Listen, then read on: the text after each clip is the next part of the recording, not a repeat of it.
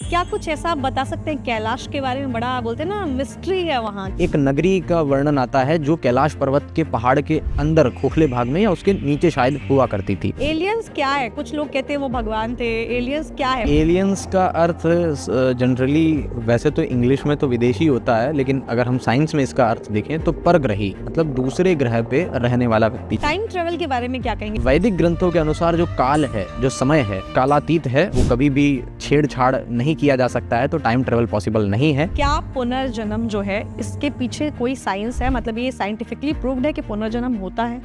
बिल्कुल एकदम फैक्चुअली ये प्रूव्ड है और पूरी कहानी खत्म हो चुकी है, मैं ये तो नहीं कहूँगा, लेकिन इस पे रिसर्च चल रही है।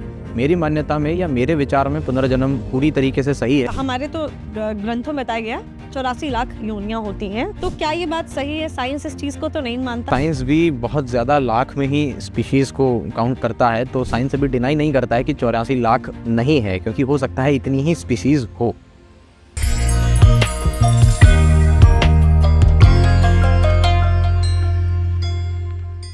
नमस्कार, मैं नेहा राजपूत आप सभी का एबीपी लाइव धर्मा लाइव पर स्वागत करती हूँ।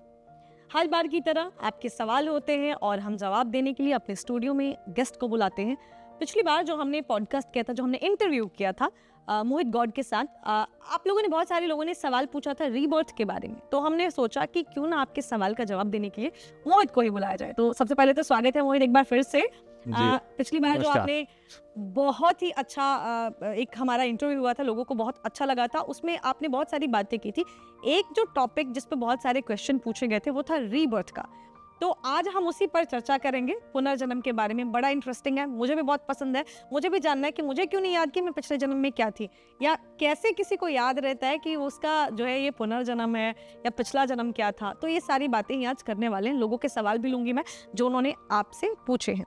तो सबसे पहले, क्या पुनर्जन्म जो है इसके पीछे कोई साइंस है? मतलब ये साइंटिफिकली प्रूव्ड है कि पुनर्जन्म होता है?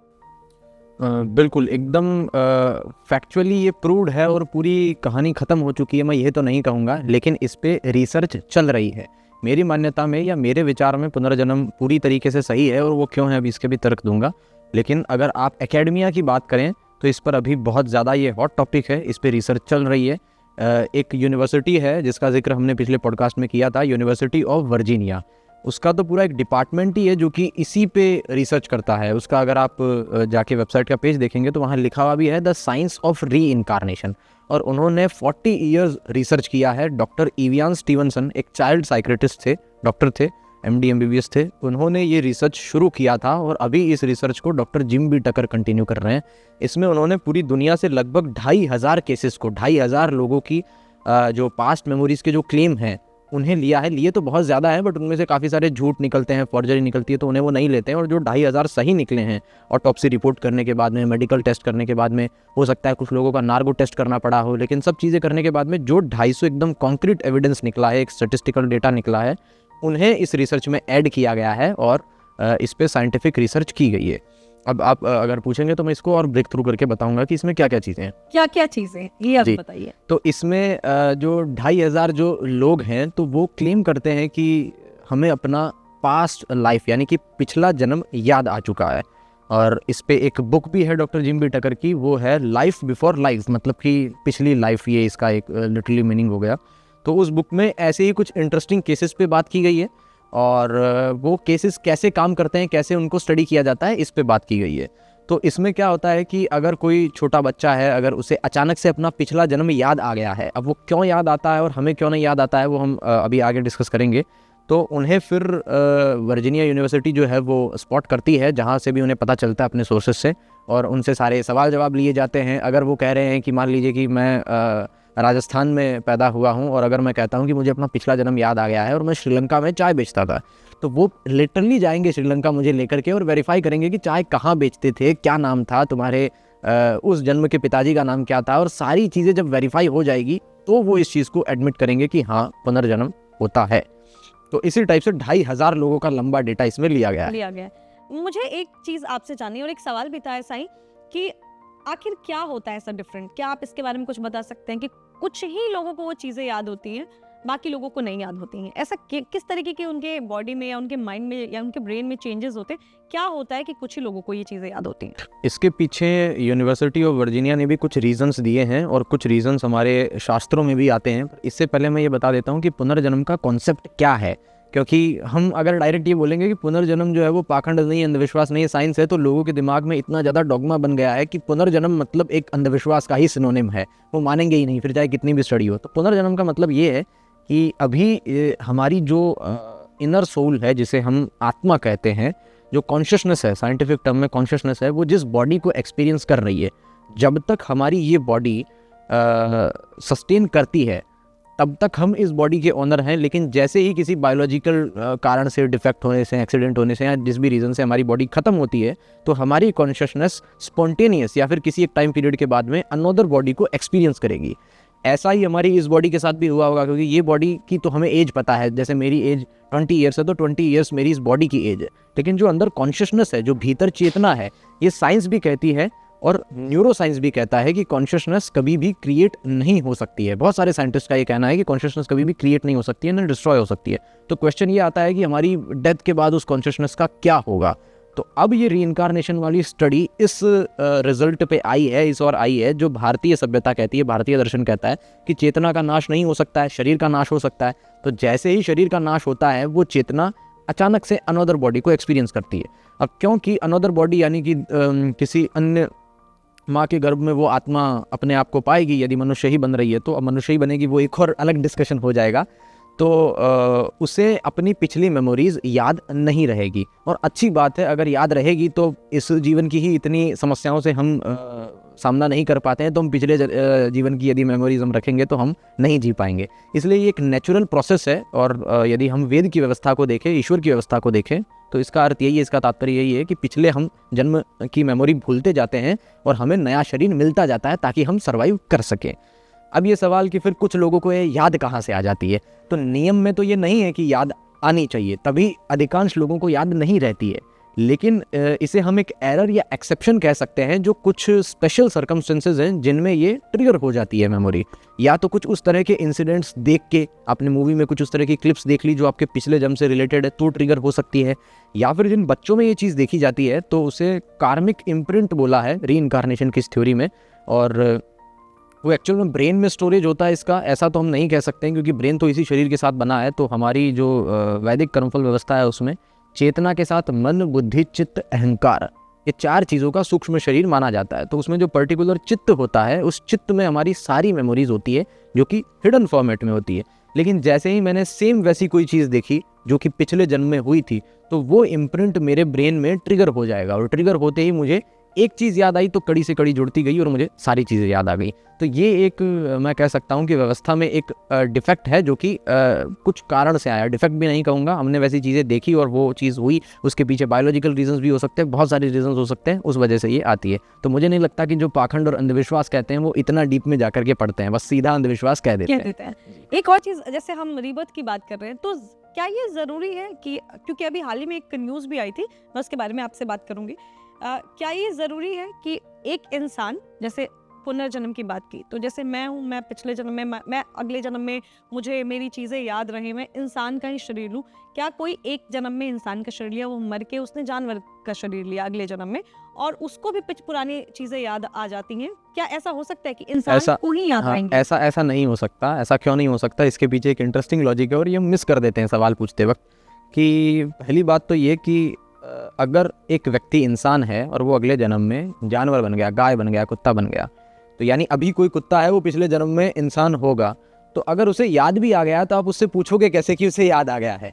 तो हमें जो स्टैटिस्टिकली डेटा मिलेगा वो मनुष्यों से ही मिलेगा। तो पुनर्जन्म तो पशुओं का भी हो रहा है, मनुष्यों का भी हो रहा है, लेकिन रिसर्च जो लोग कर रहे हैं उन तक मनुष्य ही पहुंच पाएगा, पशु नहीं पहुंच पाएगा। दूसरी चीज़ ये भी कि पशु को अपना पिछला जन्म याद नहीं आ सकता है, क्योंकि मेमोरी जो होती है, जैसे मैंने एक जगह पढ़ा था, मैं इस पर श्योर नहीं हूँ, वेरीफाई कर लीजिएगा, कि कुत्ते की जो मेमोरी होती है वो लगभग जो विजुअल वाली जो परफेक्ट मेमोरी होती है वो 4 से 5 मिनट की होती है। ऐसे ही अलग अलग पशुओं की 10 मिनट, 15 मिनट, 1 घंटा, 2 घंटा, लास्ट इतनी मेमोरी होती है। जैसे हम चीज़ों को मेमोराइज करते हैं, पढ़ के याद कर लेते हैं, उतनी मेमोरी पशुओं की नहीं होती है।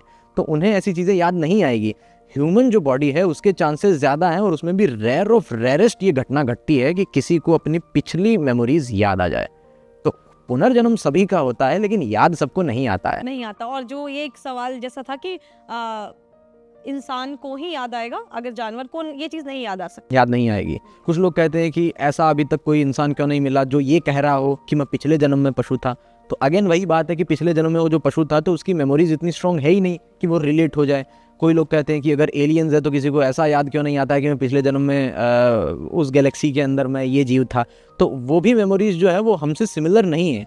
हो सकता है कि यहाँ जितने भी लोग अवेलेबल हैं उनमें से कोई ऐसा व्यक्ति हो जो पिछले जन्म में इसी देश में ना रहा हो, वो किसी और ग्रह में कोई और जीव हो, लेकिन उसे याद नहीं आएगी। जो याद आ रही है वो ऐसे सिमिलर मेमोरीज ही होंगी जो कि ट्रिगर हो गई। ट्रिगर होने के लिए सिमिलर मेमोरीज होना ज़रूरी है। हाँ, इसमें एक ये क्वेश्चन ज़रूर आ सकता है कि कोई ऐसा केस दिखाओ जिसमें पिछले जन्म की भाषा याद आ जाए, दूसरा देश हो तब मान लेंगे, पास पास का ही हो तो नहीं मानेंगे। तो ऐसे केसेस को जेनोग्लोसी कहा जाता है, जो द्विभाषी केसेस होते हैं। ऐसे बच्चे जिनको अपने पिछले जन्म याद आते हैं और उनके पिछले जन्म उनकी मातृभाषा से दूर हो, जैसे मराठी गुजराती ये हो गया, या कोई लेबनान में पैदा हुआ और उसे हिंदी याद आ गई। तो ऐसे ढेर सारे केसेस उस बुक में दिए गए हैं जिन्हें जेनोग्लोसी बोला जाता है।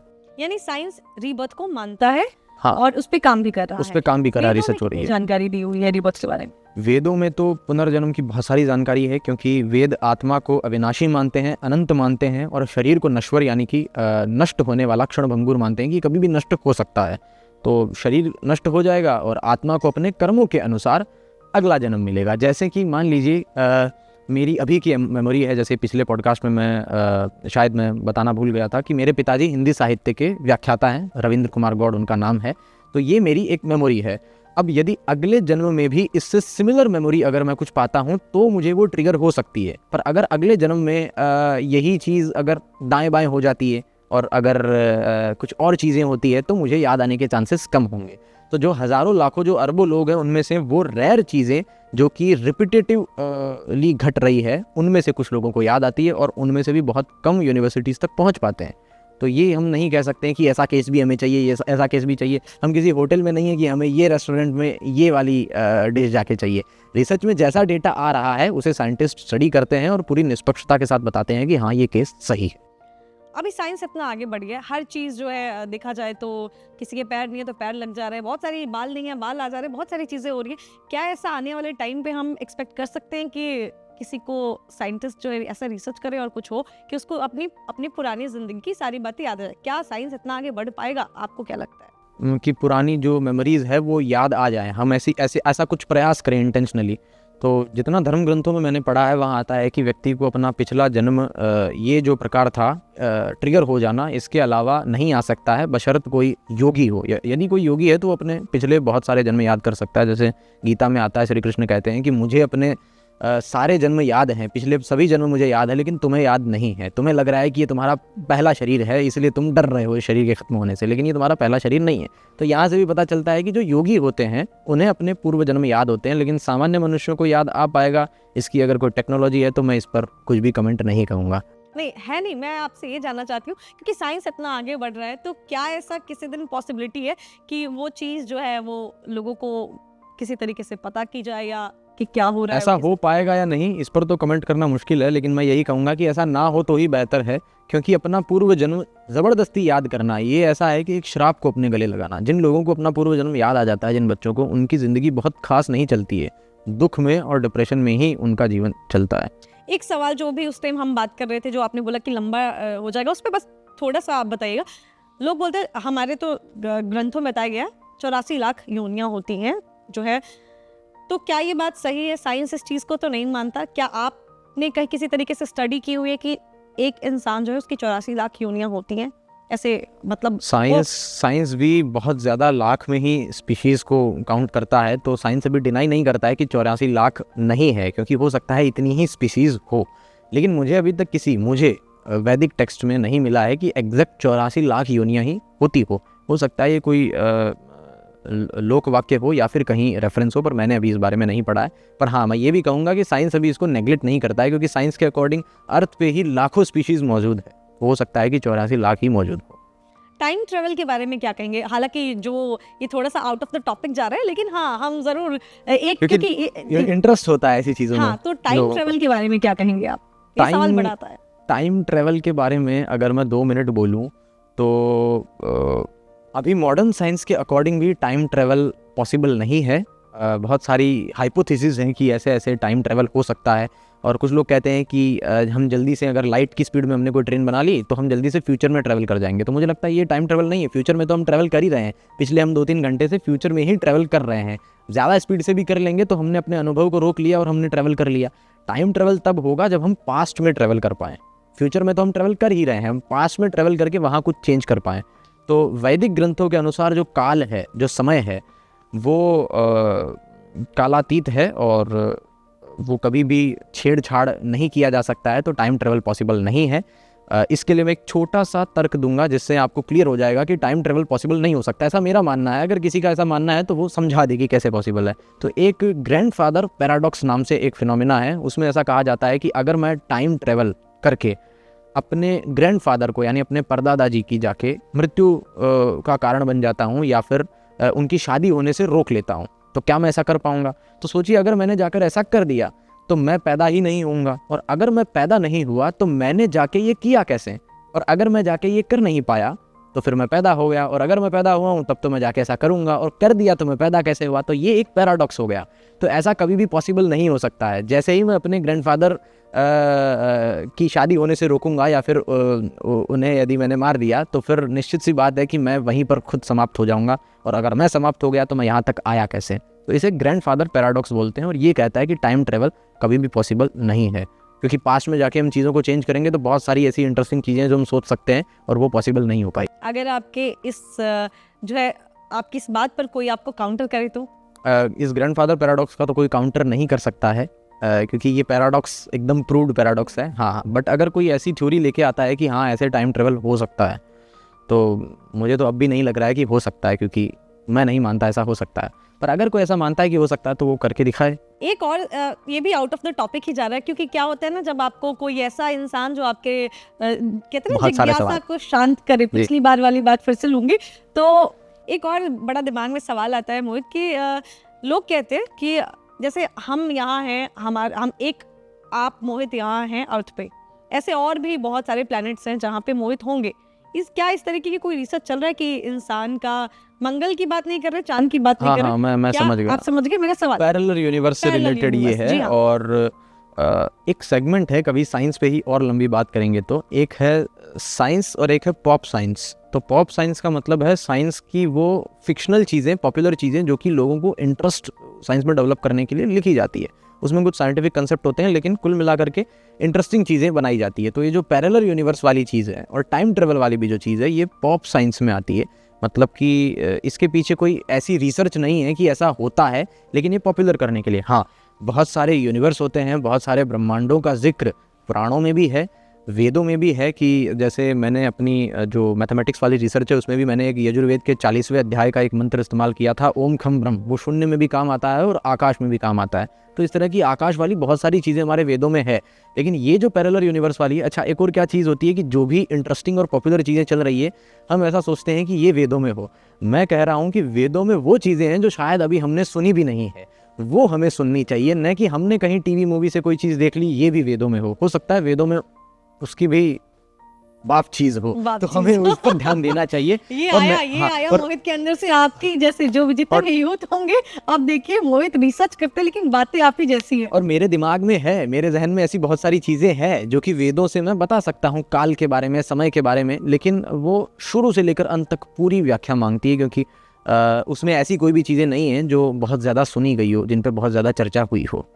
एक चीज और मैं आपसे जानना चाहूंगी, क्योंकि हम जैसे धर्मा लाइव है, ये धर्म की बात तो करते ही, वेदों की बात करते हैं, ओम वर्ड के बारे में जो है वो तो साइंटिफिकली प्रूव्ड है अब कि ओम जो यूनिवर्स का साउंड ही ओम है। इसके बारे में तो ये बाद में प्रूव हुआ, लेकिन क्या इसके बारे में वेदों में जानकारी दी हुई है डिटेल में? हाँ, वेदों में जानकारी दी हुई है और हर मंत्र की शुरुआत ओम से होती है। अब ओम क्या है, तो इसका वर्णन हमें दर्शन ग्रंथों में मिलता है, तस्य वाचक प्रणव है। मतलब ईश्वर का निज नाम है ओम। जैसे ईश्वर को क्यों कहते हैं, तो ये उसके मालिक होने के कारण उसे ईश्वर कहते हैं। परमात्मा होने के कारण कहते हैं। विष्णु सर्वव्यापक होने के कारण कहते हैं। तो जो अलग अलग नाम है ईश्वर के, वो उसके अलग अलग गुणों के कारण है। सर्वव्यापक, पिता, गुरु। लेकिन उसका खुद का नाम कौन सा है जो उसके गुण के आधार पर रखा गया है, वो नहीं। जैसे मेरे पिताजी का मैं बेटा हूँ, मेरी बहन का मैं भाई हूँ, लेकिन मेरा खुद का नाम मोहित है। वैसे ही ईश्वर का निज नाम क्या है, तो वो है ओम। अब क्वेश्चन ये आता है कि ईश्वर का नाम ये है ही क्यों। तो इसके पीछे भी लंबी स्टोरी है, बट शॉर्ट में बताऊं तो जब सृष्टि की रचना हुई थी तो उसमें प्रकृति तत्व भी एक अगेन डिफरेंट टॉपिक है, उस पर पूरी चर्चा हो सकती है। उसकी साम्य अवस्था मतलब इक्विलिब्रियम जब भंग हुआ, तो पहली जो आवाज़ थी, जिस ध्वनि से, जिस नाद से उस इक्विलिब्रियम को भंग किया गया, वो ओम की ध्वनि थी, ओम रश्मि थी। तो जिस ध्वनि से परमात्मा सबसे पहले नाद करते हैं, वही उसका नाम हुआ, क्योंकि सुनाई वही दे रही है, परमात्मा के रूप में मैनिफेस्ट ही वही हो रही है, तो इसलिए परमात्मा को ओम कहा जाता है। और वही ध्वनि इतनी पवित्र है कि वो हर मंत्र से पहले लगाई जाती है। और उसी ध्वनि को जब हम बोल के देखते हैं, तो वो जो आप ब्रेन पे इफेक्ट्स और सारी चीज़ें रिसर्च बोल रहे हैं, तो वो चीज़ें फिर जुड़ती जाती है। लेकिन इसकी ओरिजिनेशन यहाँ से है। ओम एक्चुअल में ये है, ईश्वर का, परमात्मा का नाम है। और वो नाम ओम क्यों है, तो वो उस साउंड के कारण है, जो उस स्टोरी को अगर कभी समझेंगे तो वो पूरी आएगी। क्या कुछ ऐसा आप बता सकते हैं कैलाश के बारे में? बड़ा बोलते हैं ना मिस्ट्री है वहाँ, कैलाश पर्वत के बारे में कुछ ऐसा डिफरेंट जो ऑडियंस को ना पता हो, जो लोगों को ना पता, कुछ आपने इसके बारे में पढ़ा या कुछ इसकी जानकारी देना चाहेंगे? हाँ, कैलाश पर्वत पे ये चीज़ ज़रूर डिफरेंट है कि बाकी पर्वत बहुत ऊंचे हैं, वहाँ पर बहुत लोग पहुँच पाए हैं, लेकिन वहाँ नहीं पहुँच पाए। तो इसके पीछे एक रीज़न तो यही है कि वो जो माउंटेन है वो एक सीधा है, उसका जो एंगल है वो खड़ा है, ऊर्ध्वाधर है। तो इस वजह से भी, और भी वहाँ पर मैग्नेटिक फील्ड से रिलेटेड काफ़ी सारी ऐसी चीज़ें हो सकती है जो कि मिस्ट्री हो। लेकिन वहाँ पहुँचकर अभी तक ऐसा किसी ने क्लियर नहीं किया है कि यहाँ पर कोई मिस्ट्री है या कोई मिस्ट्री नहीं है। मैंने कहीं पर एक ऐसा भी पढ़ा था किसी पुराण में कि एक नगरी का वर्णन आता है जो कैलाश पर्वत के पहाड़ के अंदर खोखले भाग में या उसके नीचे शायद हुआ करती थी।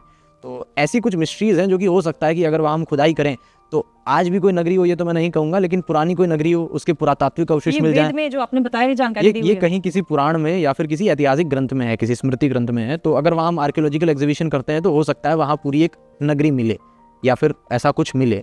लेकिन वहाँ कोई मिस्ट्री है या जादू या चमत्कार होता है, ऐसा नहीं होगा, पर कुछ न कुछ हो सकता है कि ज़रूर मिले। मतलब ढूंढने की और मेहनत करने की आवश्यकता है इस पर, लंबी बात। तो सारी मेहनत मोहित अकेले नहीं करेंगे, आप लोग भी, जितने भी लोग कैलाश के बारे में सवाल पूछते थे। एक नई चीज आज पता चली, किसी तो ग्रंथ में है लेकिन है कि वहाँ कोई नगरी भी क्योंकि ये स्पॉन्टेनियस आपने क्वेश्चन पूछा, तो इसके बारे में मैंने अधिक नहीं पढ़ा। तो अब आपको पता चला, हमारा कोई भी शो जो है वो प्लान्ड नहीं होता। हमारे गेस्ट आते हैं, आपके सवाल हम सीधे उनसे पूछते, हम उन्हें बताते तक नहीं कि आपने सवाल क्या पूछा है, और गेस्ट के आंसर भी आप लोगों के लिए एकदम, जैसा बोला ना कि एकदम हर तरीके से 100 आने सच्चा होता है। तो एक चीज़ और मोहित आपसे मैं जानना चाहूँगी, क्योंकि बहुत सारे हमने इस बार आउट ऑफ टॉपिक जाके, हमने मतलब रीबर्थ से शुरू किया, हमने बात की कैलाश के बारे में। एलियंस को नहीं छोड़ सकते क्योंकि वो भी हॉट टॉपिक है, मतलब जिसको देखो एलियंस की बात करता है। एलियंस क्या है? कुछ लोग कहते हैं वो भगवान थे। एलियंस क्या है, मतलब किस तरीके की चीज़ है? एलियंस का अर्थ जनरली वैसे तो इंग्लिश में तो विदेशी होता है, लेकिन अगर हम साइंस में इसका अर्थ देखें तो परग्रही, मतलब दूसरे ग्रह पे रहने वाला व्यक्ति। जैसे हम भी दूसरे ग्रह पर अगर कोई रह रहा होगा तो उसके लिए हम एलियंस हैं, हम परग्रही हैं। तो ऐसे परग्रही मेरा ओपिनियन है कि निश्चित होंगे। अगर इतना बड़ा ब्रह्मांड, और अगर मैं मानता हूं कि ईश्वर ने बनाया है, और साइंस भी अगर रेशियो वाइज चले, अनुपात से चले, कोइंसिडेंस से चले, तो इतना बड़ा यूनिवर्स है, उसमें अगर यहाँ पर हैबिटल सिचुएशन है तो और कहीं पर भी होगी, तो और कहीं पर भी जीव होंगे। अब कई लोगों का माइंड में क्वेश्चन घूम रहा होगा कि वेदों में एलियन का जिक्र है या नहीं है। तो बिल्कुल वेदों में एलियन का जिक्र है। इतना तक जिक्र आता है ऋग्वेद में तो कि अगर एलियंस धरती पर आए तो उनका स्वागत कैसे किया जाए, इस तक के मंत्र हैं। अगली बार मैं लेकर आऊँगा वहाँ पर। और रामायण और महाभारत में भी एक तो महाभारत में जिक्र आता है जहाँ पे एलियंस के साथ में अर्जुन का युद्ध हुआ था। ओके। रावण के साथ भी युद्ध हुआ था। इस तरह के रामायण और महाभारत में जिक्र आते हैं। और वेदों में इस बात का वर्णन है, क्योंकि वेद तो इतिहास रखते नहीं है, वेद सिद्धांत ग्रंथ हैं। तो जब भी परग्रही दूसरे ग्रह से आए तो उनका आप स्वागत करें।